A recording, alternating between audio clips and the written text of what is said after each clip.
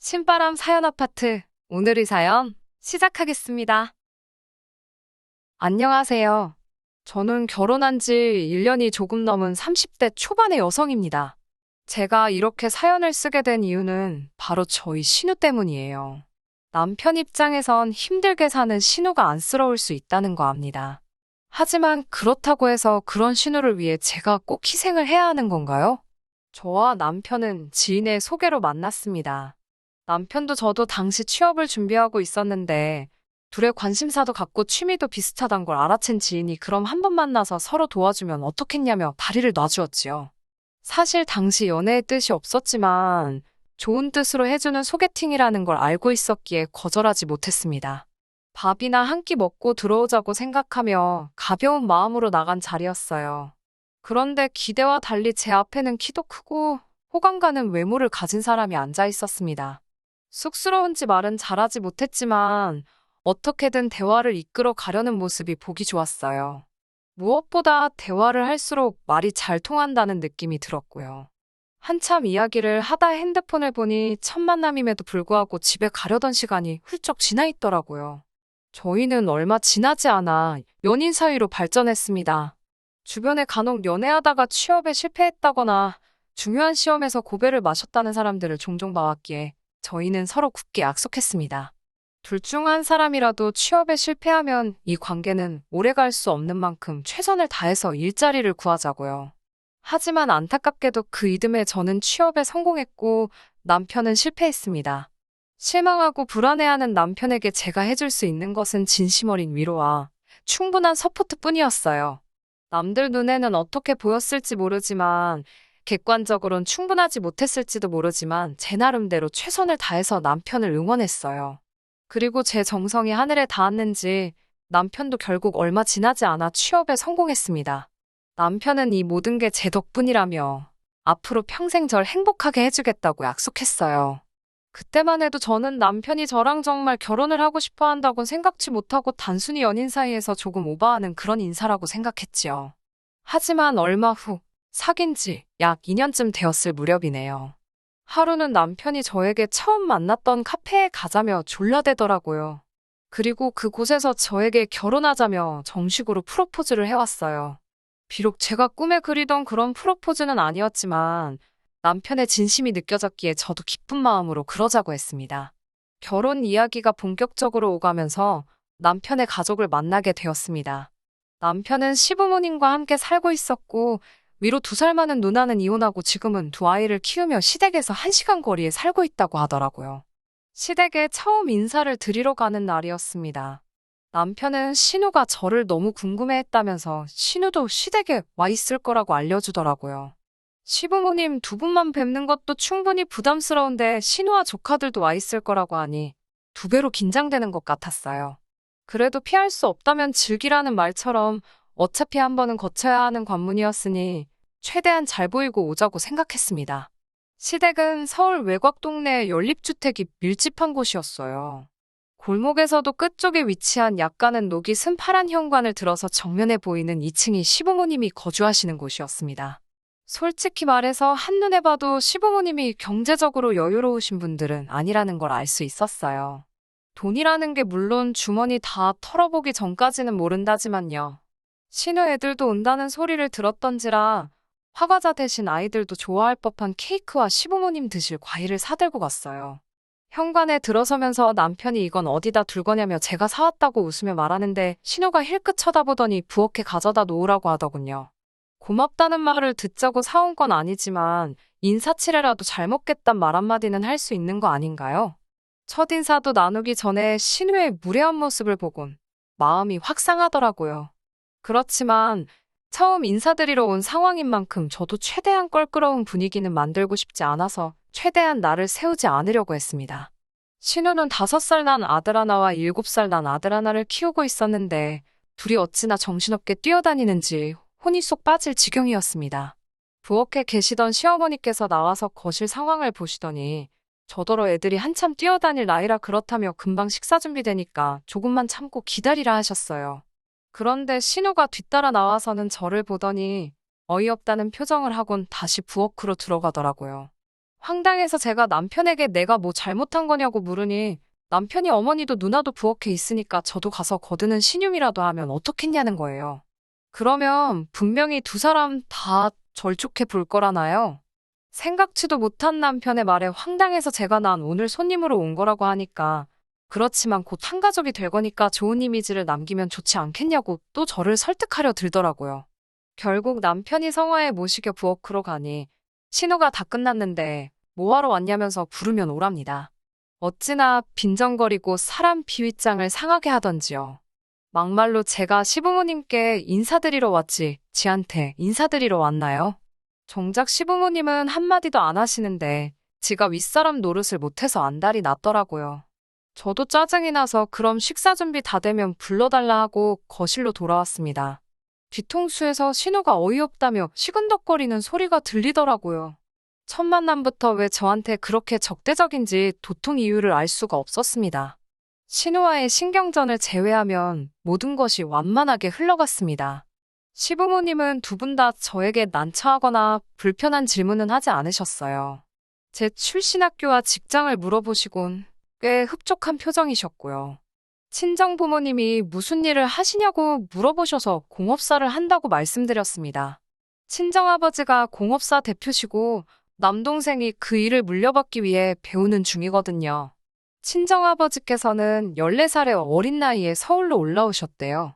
다른 주변 또래들이 중고등학교에 진학하고 몇몇은 소위 대학물까지 먹었지만 당신은 집이 너무 가난하여 기술을 배우는 것 말고는 선택지가 없었다 하셨습니다. 어린 나이에 온몸으로 부딪히고 넘어져가며 지금에 이르신 말 그대로 자수성가하신 분이 저희 친정아버지세요. 그런 아버지 덕분에 저는 비교적 유복한 환경에서 자랄 수 있었고요. 시부모님은 저희 아버지 직업을 들으시곤 대번에 저더러 일자리를 관둬도 먹고 사는데 지장은 없겠다며 좋겠다 하셨습니다. 그때는 그저 단순한 농담인 줄 알았지 무슨 뜻이 있어서 그런 말씀을 하신 거라곤 상상도 못했어요. 얼마 후 양가 어른들을 모시고 상견례를 하게 되었습니다. 원래는 양가 어른들뿐만 아니라 형제자매도 다 같이 서로 인사를 시키려고 했습니다. 그런데 남동생이 회사 일로 절대 시간을 비울 수가 없다며 미안하다 했어요. 그래서 제가 남편에게 그럼 이렇게 된 거 양가 부모님만 모시자고 했어요. 남편도 그게 그림이 더 좋겠다며 동의했고요. 그런데 막상 상견례 당일이 되자 생각지도 못했던 상황이 발생했습니다. 저희 가족도 남편도 시부모님도 아닌 신우가 제일 먼저 애들을 데리고 상견례를 하기로 예정된 식당에 도착해 있더라고요. 그것도 혼자가 아니라 그 정신사 나온 두 아들까지 달고 나왔더군요.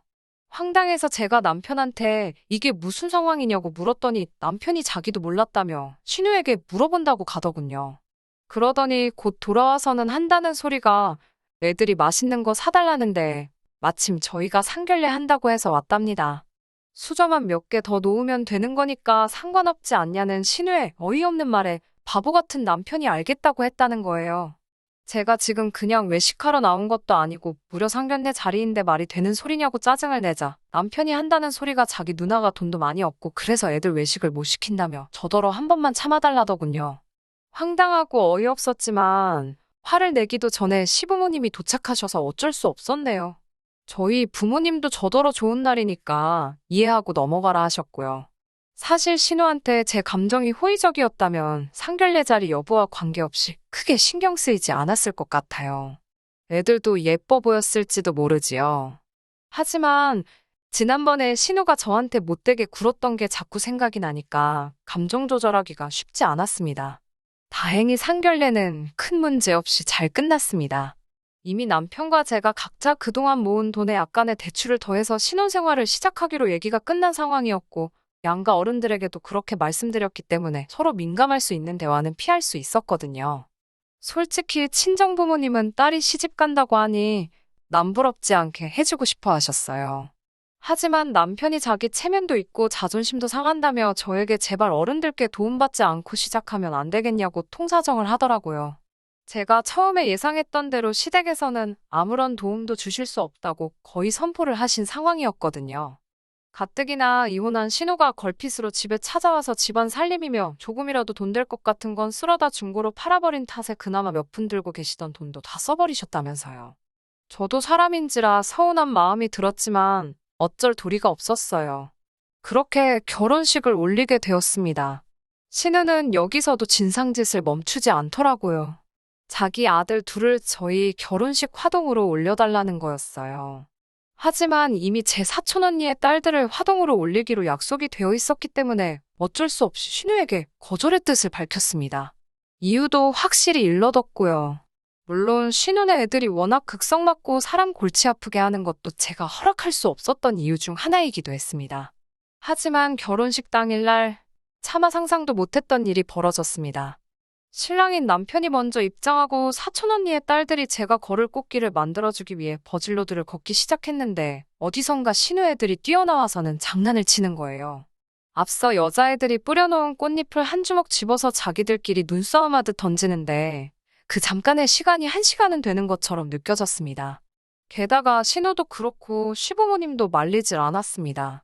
그나마 다행히 능숙한 진행요원들의 대처로 작은 에피소드처럼 끝나긴 했지만요. 우여곡절 끝에 결혼식은 마쳤지만 정말 화가 머리끝까지 차더군요. 당장이라도 마음 같아선 신우한테 애들 간수 좀 똑바로 하라고 쏴붙이고 싶었어요. 남편은 그런 저에게 미안하다면서 누나도 애들이 그럴 줄은 몰랐을 거랍니다. 하지만 신우는 하다못해 애들을 말리는 흉내도 내질 않았기에 남편의 말이 믿기지가 않았어요. 신혼 여행지에 도착해서도 마음은 쉽게 풀리지 않았습니다. 결국 예약해두었던 식당에 가서 같이 저녁을 먹긴 했지만 분위기는 있는 대로 가라앉아 있었어요. 결국 호텔로 돌아와 처음 말다툼을 하게 되었습니다. 저는 참다 못해 당신 누나 도대체 나한테 왜 그러냐고 물었습니다. 처음 인사드리러 간 날부터 나한테 날 세우고 그러지 않았냐고요. 그러자 남편이 마치 올게 왔다는 듯한 표정으로 한숨을 내쉬더니 저 때문이 아니랍니다. 누나 성격이 원래 어딜 가든 자기가 제일 주목받고 관심을 끌어야 직성이 풀린다나요. 어이가 없어서 더 말도 하기 싫었습니다. 지 누나 성격이 그러니까 나더러 참으라는 건가 싶어서 더 화가 났어요. 제가 너무 이기적인 거 아니냐고 하자 자기 누나가 정말 이기적이고 지밖에 모른다고 그래서 매형도 못 참겠다고 이혼하자 했다더군요. 그리고 더 충격적인 사실을 이혼하고 나서 신우 아들 둘이 배다른 형제라는 걸 알게 되었답니다. 신우 본인도 몰랐다더래요. 막장 드라마가 따로 없지요? 게다가 남편이 신우에게 도대체 누가 애 아빠냐고 물으니 신우가 했다는 소리가 정말 가관이었습니다. 그걸 자기가 알면 이렇게 가만히 있었겠냐고 진즉에 양육비 소송을 걸었을 거라면서 그러면 양육비를 두 곳에서 받을 수 있는데 너무 아까워 죽겠다 하소연을 하더래요. 그 말까지 들으니 솔직히 상종 못할 사람이다 싶었네요. 그래도 결혼식을 올리고 나서 한동안은 신우를 마주할 일이 없었기 때문에 이런 안 좋은 기억들은 잠시 잊고 살았습니다. 회사 일이 바빠서 다른 걸 생각할 틈이 없기도 했었고요.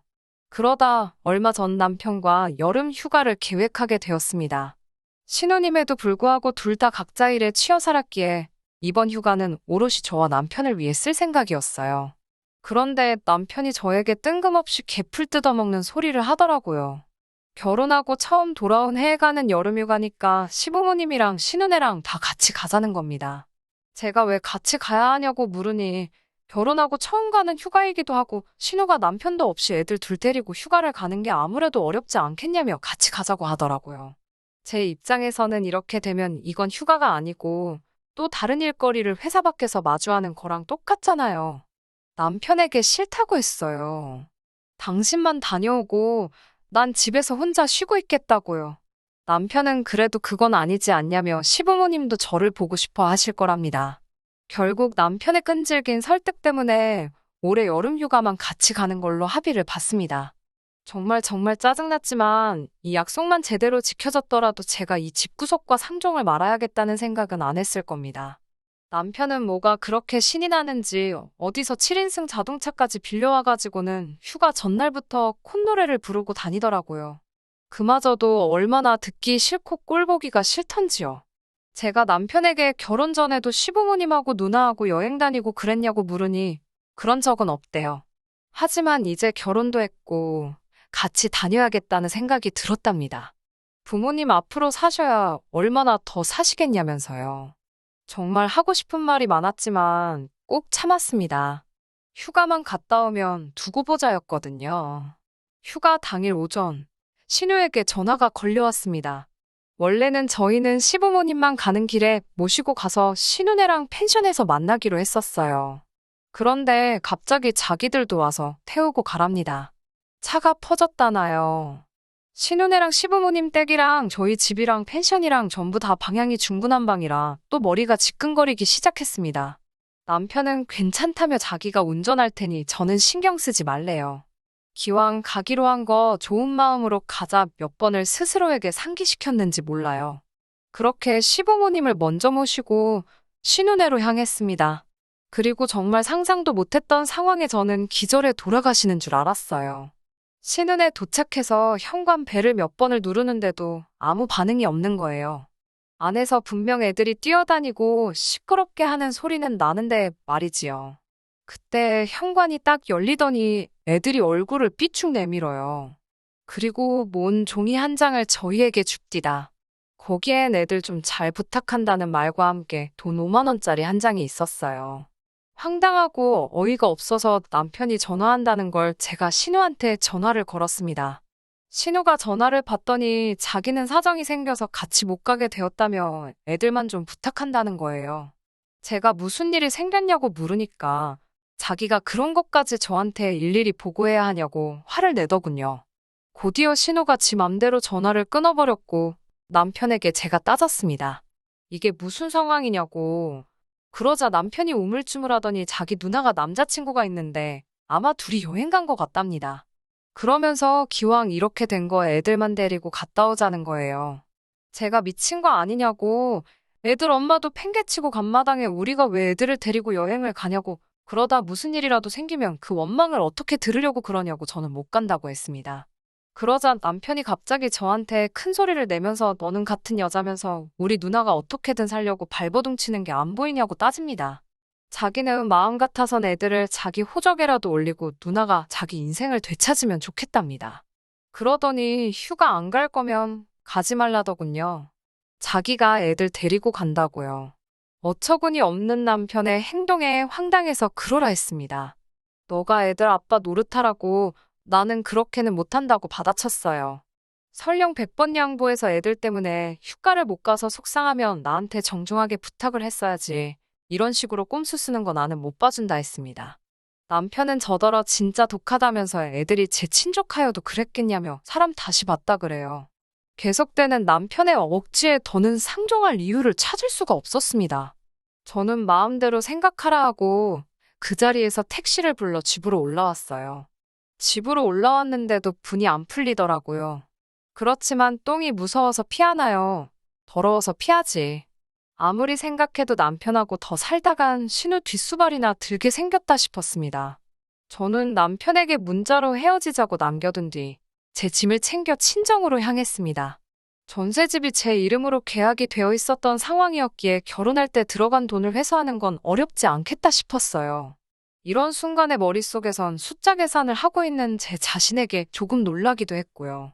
친정에 도착하여 그간 신우와 있었던 일을 이야기하니 친정 부모님께서 그런 못 배워먹은 집구석이 어디 있냐며 저더러 헤어지고 싶으면 헤어지라 하셨어요. 그런데 그날 밤 남편에게서 전화가 걸려왔습니다. 한다는 소리가 펜션에 못 가고 그냥 집에 왔다는 거예요. 애들은 시부모님이 데려가셨고요. 무슨 일인가 하니 애들을 뒷자리에 태웠는데 둘이 하도 싸워대더랍니다. 결국 아버님이 큰애, 어머님이 작은애 하나씩 도맡게 되셨는데 애들이 그렇게 어머님, 아버님을 꼬집고 난리였나 봐요. 결국 참다 못한 아버님이 훈육 차원에서 큰애를 때렸고 그러니 또 애가 빼굴어대고 어떻게 감당이 안 되더래요. 결정적으로 과자 한 봉지를 손에 들려주니 창문을 열고 옆에 달리는 차들한테 과자를 집어 던져서 난리가 났나 보더라고요. 고속도로에서 그랬으니 더 말 안 해도 상상이 되실 겁니다. 결국 다른 차들로부터 욕먹고 진이 빠져서 집에 왔다며 제 뜻대로 되었으니 이제 집으로 돌아오랍니다. 한다는 소리가 저만 있었어도 일이 이 지경까지 되진 않았을 거라나요. 저는 남편에게 지금 내가 장난하는 거 같냐고 헤어지자고 했습니다. 홧김에 하는 소리가 아니라고요. 이제 겨우 애들 5살, 6살인데 내가 이 돌아가는 꼬락서니를 보아하니 신우가 애들 둘 케어하기는 글렀고 자칫하다간 다 내가 하게 생겼다. 벌써 당신은 호구 생활을 자처하고 있지 않냐. 나는 그렇게는 못 산다고 했습니다. 다행히 우리 아직 혼인신고도 안 되어 있으니 깔끔하게 전세 보증금 반반 정리하고 살림살이도 중고로 처분해서 반반 정리하면 될 것 같다고 아무 미련 없이 담담하게 설명했어요. 그러자 남편도 제가 진심이라는 걸 알았는지 애들이 좀 크면 그러겠냐고 저더러 너무 당장 기분에 취해서 돌이킬 수 없는 실수를 하지 말랍니다. 끝까지 정신 못 차리는 남편을 보니 저는 제 결심에 더 확고한 믿음을 가질 수 있었습니다. 그 이후로 한 달 가까이 남편은 집요하게 매달렸지만 저는 흔들리지 않았습니다. 신우한테까지 연락이 와서 자기가 그런 뜻은 아니었는데 마음이 상했다면 일단 미안하다고, 그렇지만 저도 보통은 아니었다는 사과 같지 않은 사과를 하기도 했지만 어림택도 없었어요. 시부모님도 그래도 우리 참 좋았지 않았냐 하며 아가아가 하시는데 그것도 듣기 싫었고요. 결국 팔이 안으로 굽는다고 아무리 저한테 아가아가 하셔도 신우랑 제 사이에 무슨 일이라도 생기면 신우 챙기시지 저 챙기시겠냐고요. 그렇게 결국 저와 남편은 헤어지는데 서로 동의했고 지금 그 집에는 남편이 살고 있습니다. 월세처럼 한 달에 얼마로 간주하고 나중에 전세보증금 정리할 때 거기서 차감하기로 했네요. 제가 원래 성격이 제 사람들한테는 잘 퍼주고 참아주고 그래도 일단 틀어지면 칼 같은 편이거든요. 취업 준비라는 어떻게 보면 인생의 첫 번째 난관 같은 시기를 같이 버텨낸 남편과 헤어지는 일이 저에게 쉬운 일만은 아니었지만 그래도 후회는 없습니다. 제 자신을 위해 살기에도 부족한 인생을 희생하며 살 수는 없어요. 그러라고 저희 부모님이 저 못 빠지게 키우신 거 아니잖아요. 저는 저희 부모님의 은혜에 보답하기 위해서라도 제 행복을 위해서 열심히 살 겁니다. 여러분도 항상 스스로의 행복을 가장 1순위에 놓고 사시길 바래요. 끝까지 들어주셔서 감사합니다. 오늘의 사연은 여기까지입니다. 구독과 좋아요, 알람 설정 부탁드리고 더 좋은 사연으로 다시 찾아뵙겠습니다. 감사합니다.